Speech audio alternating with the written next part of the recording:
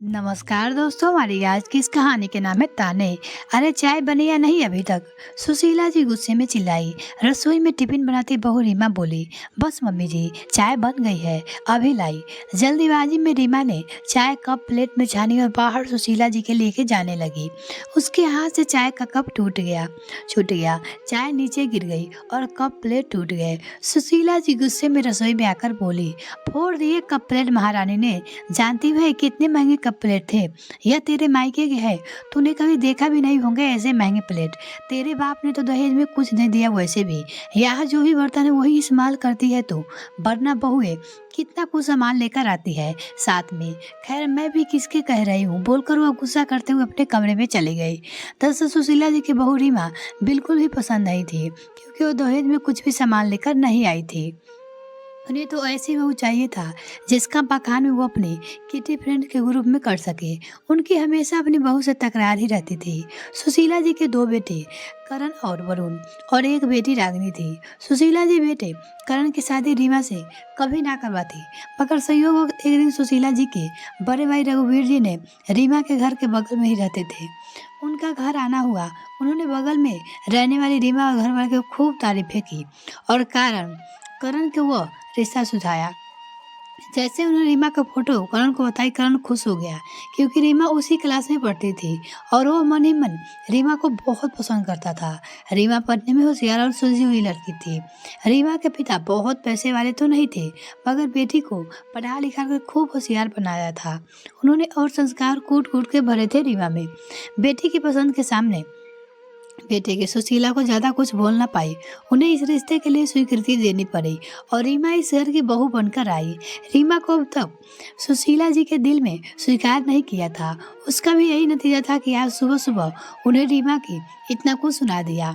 सुशीला जी के कड़वे शब्द करण भी सुन चुका था, मगर करण अपनी माँ को कुछ कहने से आगे नहीं बढ़ रहा था। रीमा के करण को कुछ भी कहने से रोक लिया था, क्योंकि वो नहीं चाहती थी कि वो वैसे माँ बेटे पे कोई डर आ रहा है। दूसरे दिन सुशीला जी की सारे फ्रेंड किटी पर घर आई थी। रीमा ने उनके लिए ढेर सारे पकवान का प्रबंध किया। सुशीला जी की सहेलियां कामनी बोली, सुशीला तेरी बहू तो बहुत सुंदर है और साथ साथ कितनी गुणवान भी है। सुशीला बोली, क्या करूं उसकी सुंदरता का, अचार डालूं क्या? तुम्हें क्या पता है दहेज में कुछ भी नहीं लाई है महारानी। मेरी तो मती मारी गई थी कि मेरे कुंवर जैसे बेटे भिखारन जैसी लड़की से शादी करवा दी मैंने। किटी में भी सुशीला जी ने भर भर के बुराई अपनी बहू को की। बेटे रागनी हमेशा अपनी माँ को समझाती कि उसकी भाभी लाखों में एक है, फिर भी सुशीला जी को कभी रीमा भी अच्छी नहीं दिखाई दी। थोड़े महीने में सुशीला जी के छोटे बेटे वरुण अपने साथ काम करने वाली निशा को अपने लिए पसंद कर लिया। चूंकि वरुण और निशा मुंबई में ही रहते थे, तो आगे भी उन्होंने अपनी जॉब मुंबई में ही रहकर कंटिन्यू करने की सोची। वरुण और निशा घर वालों को इस शादी के लिए मान गए थे। निशा एक संपन्न मायके की बेटी, यह देखकर सुशीला जी बहुत खुश हो गई। इतना अच्छा रिश्ता हाथ से देखकर सुशीला जी पहले उन दोनों की सगाई करा दी। शादी का मुहूर्त 6 महीने बाद का था। फिलहाल तो वरुण और निशा पीजी में रहते थे, मगर अब शादी फिक्स हो गई चुकी थी, तो दोनों एक ही घर किराए पे बुक कर लिया था और वहाँ घर गृहस्थी का सारा सामान इकट्ठा कर रहे थे। निशा ने जैसे गैस चूल्हा चकला बेला सब धीरे धीरे करके खरीदना शुरू कर दिया था। निशा बहुत खुश थी कि वरुण के साथ अपनी गृहस्थी बसाने को लेकर वो एक एक सामान अपनी मर्जी से खरीद रही थी। निशा के पहले से भी ख्वाहिश थी कि वो मुंबई में रहे। वैसे उसे संयुक्त परिवार पसंद नहीं था। वो पहले ही पति के साथ अकेले रहना चाहती थी। वो खुश थी कि उसकी अब दिलों को ख्वाहिश पूरी हो रही है। जब यह बात सुशीला जी को पता चली कि निशा अपने घर के लिए एक एक करके सारा सामान खरीद रही है, उन्हें बहुत खुशी हुई कि उनकी छोटी बहू संपन्न मायके की होने के साथ साथ अपनी कमाई का हिस्सा अपने घर में लगा रही है। एक बार अपने किटी के रूप में वो शान से बोली, भगवान सबकी सुनता है और उन्होंने मेरी सुन ली। बड़ी बहू तो भिखारन वाले घर से आई है, मगर छोटी बहू वो तो अभी से अपने लिए सारा सामान इकट्ठा कर रही है। उसके मायके वाले भी इतने संपन्न है कि दहेज में भी बेटी को तगड़ा माल देंगे। मेरे छोटे बेटे की किस्मत तो रजाओं वाली निकली। अब तो सुशीला जी और फूली ना समाती थी और बड़े बहू रीमा को सुनाने का एक मौका नहीं छोड़ती थी। आज सुशीला जी जब देखा कि रीमा उसके मायके जा रही थी, तो सुशीला जी बोली, महारानी कहाँ चली बन ठन के? रसोई का काम कौन करेगा, तुम्हारा बाप? रीमा बोली, मम्मी जी बात बात पर मेरे मायके वाले का नाम बीच में मत लाइए। रसोई का सारा काम मैंने निपटा दिया है। मेरे पापा की तबीयत बहुत खराब हो गई है तो उनसे मिलने जा रही हूँ, शाम तक लौट जाऊंगी। सुशीला जी बोली, गरीबों के घर में अब कहाँ खाने पीने की अच्छा मिलता है, ऐसे में तबीयत खराब होना तो लाजमी है। एक तरफ वहाँ से देखो मेरे बेटे, छोटे बेटे बहू और मिलकर शादी के खर्चाएं बांट रहे हैं। कमाऊ बहू मिली है, वह भी संपन्न परिवार की। रसोई घर का सारा सामान खरीद लिया है दोनों ने मिलकर। और दूसरी तरफ बड़ी बहू है जो कुछ लेकर तो नहीं आई, मगर मेरे बेटे की कमाई उसके मायके वाले पर जरूर उड़ा कर आएगी। रीमा की आंखों में पानी आ गया और वो बोली, मम्मी जी बहुत हो गया आपका। मेरे पापा मम्मी गरीब जरूर है मगर बहुत स्वाभिमानी है। अपनी बेटी का 1 रुपया लेना पसंद नहीं करते वो लोग। सुशीला जी बोली, बड़ी आई मुझसे जबान चलाने वाली, तू तो यही कहेगी ना कि तुम मियाँ बीबी मुझे थोड़ी बताएगी कि तुम्हारे मायके वाले पे तुम लोग कितना खर्च करते हो। सास बोली बहू सी। रीमा आंसुओं का सलाब लिए अपने मायके जाने चल पड़ी और रास्ते भर सोचती रही कि थोड़े से संपन्न परिवार के लोग अपने घर लड़कों को गरीब घर के लड़के ब्याहते ही क्यों है, जब पता बात बात पर ताना मारना है। और रही बात घर के सामान दहेज लाने की, तो निशा अपनी नई गृहस्थी मुंबई में जमाने जा रही है तो उसे वहाँ नया सामान लेना ही पड़ेगा ना। इस बात पर ताना सासू माँ बार बार मुझे क्यों सुना रही है। रीमा की सहन शक्ति भी धीरे धीरे खत्म होती जा रही थी। उसे अपने देवर देवरानी से कोई शिकायत ना थी। शिकायत होती सासू माँ से, जो हर बार बड़ी बहू और छोटी बहू में बराबर रही थी। आज तक रीमा सासू माँ को ताने सुनते आई मगर कभी सामने जवाब नहीं देती थी, क्योंकि उसके पति करण बहुत अच्छे इंसान थे। उन्हीं की वजह से वो खुद भी चुप रहती थी और करण भी वो भी चुप रहने के कहती थी। वो बतरंग बनाकर घर में लड़ाई झगड़ा नहीं चाहती थी, मगर छोटे बेटे की सगाई के बाद जैसे ही सासू माँ ने घर पे निकल आए थे तो सासू माँ पहले से उसका अपमान उसकी सहेलियाँ किटी ग्रुप तक ही नहीं करते थे। वो अपमान उनके रिश्तेदारों, अगल बगल वालों के और यहाँ तक कि देवरानी निशा के मायके वालों के सामने तक करना शुरू कर दिया था। हर बात में अब सासू माँ ने बड़ी बहू और छोटी बहू में तुलना कर दी थी। कुछ ही दिनों में देवर और उनकी शादी हो गई, इसलिए रीमा ने इन सब बातों पर मिट्टी डालना ही ठीक समझा और वो शादी की तैयारियां में जुट गई।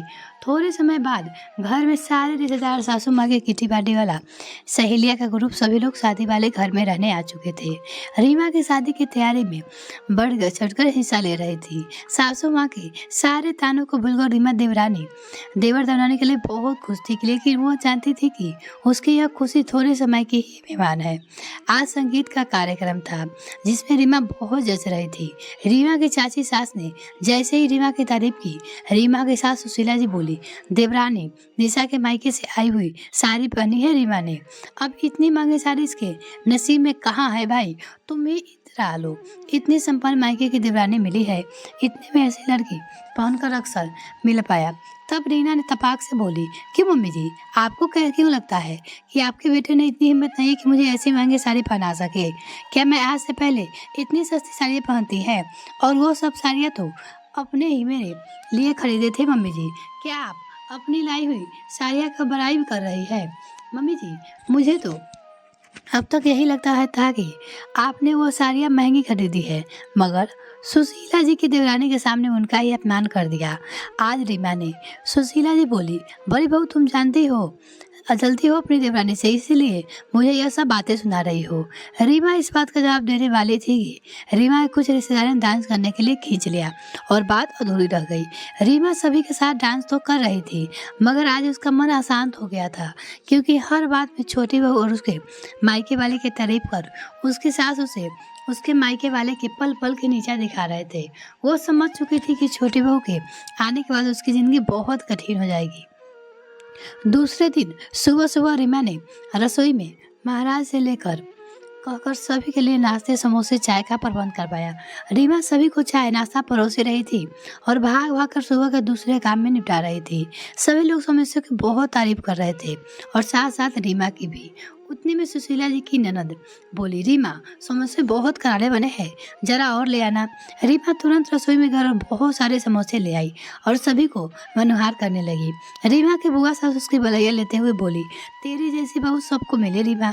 यह देख सुशीला जी बहुत ललन हो गई और बोली, अरे रीमा की छोरो, अब तो मेरी छोटी बहू की तारीफें करने के दिन आ गए। उसने तो मुंबई में चम्मच से लेकर एसी तक सारा सामान खरीद लिया है वहाँ। छोटी बहू तो कमाती भी है और रीमा ने आज तक चवन्नी तक नहीं कमाई। आज रीमा की सासू माँ की यह बात चुप गई। रीमा ने आज अपने ससुराल की सारी जिम्मेदारी बखूबी निभाई थी। सास ससुर के चाहे बीमारी में सेवा हो, चाहे रिश्तेदार में कोई रीति रिवाज रखना हो, सब करती थी। जहाँ रीमा एक तरफ पति की आंखों का तारा थी, वही दूसरी ओर देवर देवरानी भी उसे बहुत सम्मान देते थे। ननद सागरी भी हमेशा अपनी भाभी रीमा की तरफदारी करती थी। आज सारे रिश्तेदार में हुआ यह अपमान रीमा सहन न कर पाई। उसे लगा जैसे अगर वो आज ना बोली तो शायद जिंदगी भर और झुकती चली जाएगी।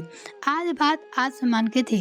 रीमा बोली, मम्मी जी, मुझे कौन सी अलग गृहस्थी बसानी थी जो मैं चम्मच कटोरी अलग लेकर आती।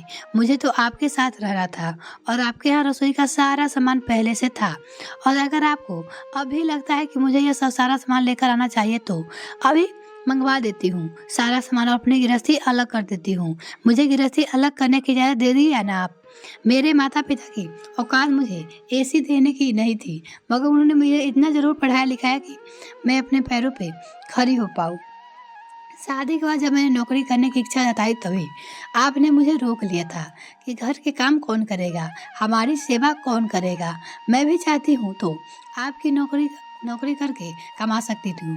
बोलिए, क्या आप दोगे मुझे नौकरी करने की इजाज़त? रीमा की बुआ सास बोली, बिल्कुल सही कहा तुमने बड़ी बहू। सुशीला तुझे इतना अच्छी बहू मिली है मगर तूने इसकी कदर नहीं जानी। बार बार यह कहकर कि तेरी बहू दहेज में कुछ नहीं लाई और छोटी बहू अपना सारा सामान खुद खरीद ली। तू अपने ही घर की इज्जत घटा रही है। दोनों बेटे इतने कमाई है, तेरे खुद के पास पैसे जैसे कमी है वैसे तू दुनिया को दिखा रही है। और तो और इंसान का गुण और स्वभाव मायने रखता है, उसकी संपन्नता नहीं।